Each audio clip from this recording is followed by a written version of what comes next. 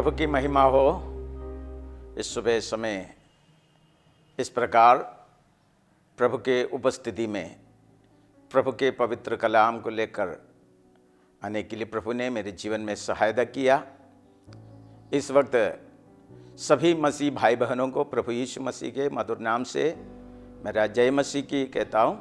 हमें मालूम है इन दिनों में मसीहों की उपवास की दिन चल रहा है। हमें उपवास करने का हमारे आत्मिक जीवन में क्या लाभ है, इस बात को चंद मिनट में हम प्रभु के पवित्र कलाम के द्वारा देखें, हम पढ़ेंगे, मनन करेंगे। हमें मालूम है प्रभु यीशु मसीह 40 दिन की उपवास की।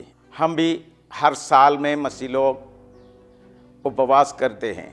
वास्तव में ये उपवास हमारे आत्मिक जीवन में क्या लाभ लाते हैं?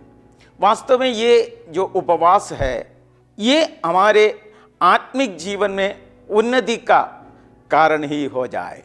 जैसे प्रभु यीशु मसीह 40 दिन की उपवास की। प्रभु यीशु मसीह के ये 40 दिन की उपवास इसलिए कि अपनी शारीरिक अभिलाषाओं पर विजय पाने के लिए था। बल्कि प्रभु यीशु मसीह एक ऐसा कोई निर्णय तो नहीं किया, एक ऐसा कोई विचार तो नहीं किया। यीशु मसीह के सेवकाई काल के प्रारंभिक समय में, इस सेवकाई प्रारंभ करने से पहले ही यीशु मसीह ये उपवास किए ताकि प्रभु के उस असीम सामर्थ, उस अनुग्रह को जीवन में पा सके।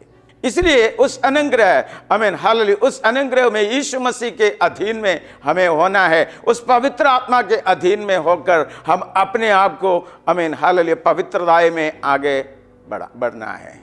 यदि हमें पवित्रताई में आगे बढ़ना है, आत्मिक उन्नति की ओर बढ़ना है, तो हमारे उस शारीरिक अभिलाषाओं को, यानी हमारे शारीरिक इच्छाओं को हमें मारना पड़ेगा। जैसे कुरिन्थियों की पत्री में पौलुस कहते हैं, मैं अपनी देह को मारता, कूटता और वश में लाता हूं। ये क्यों करते हैं?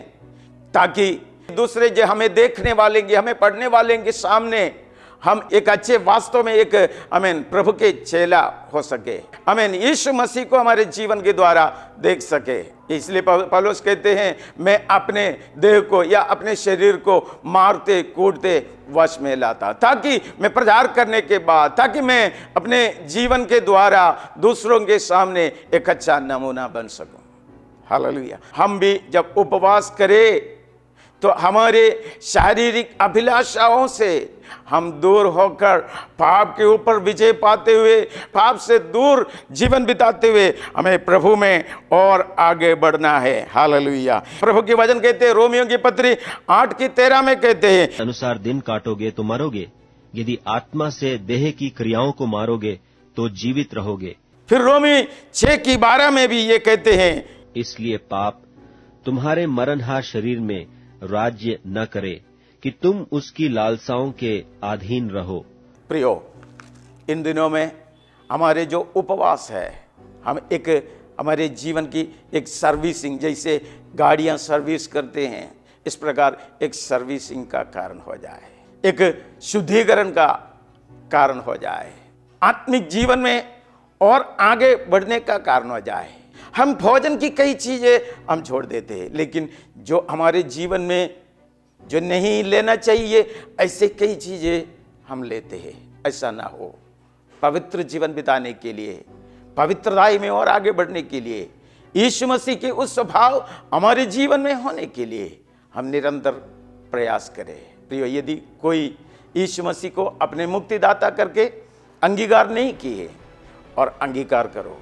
और यीशु मसीह जैसे 40 दिन उपवास की, वैसे उपवास मात्र करने से नहीं, हमारे जीवन में बदलाव हमें खुद लाना है। हमें उस पवित्र आत्मा की सामर्थ को अनुभव करना है। हम अपने उपवास के द्वारा, अपने जीवन के, हमें शारीरिक अभिलाषाओं को मारने के द्वारा हम इस आत्मिक जीवन में और आगे बढ़ पाएंगे। प्रभु हम सबको सहायता करे, आशीष देवे। God bless you.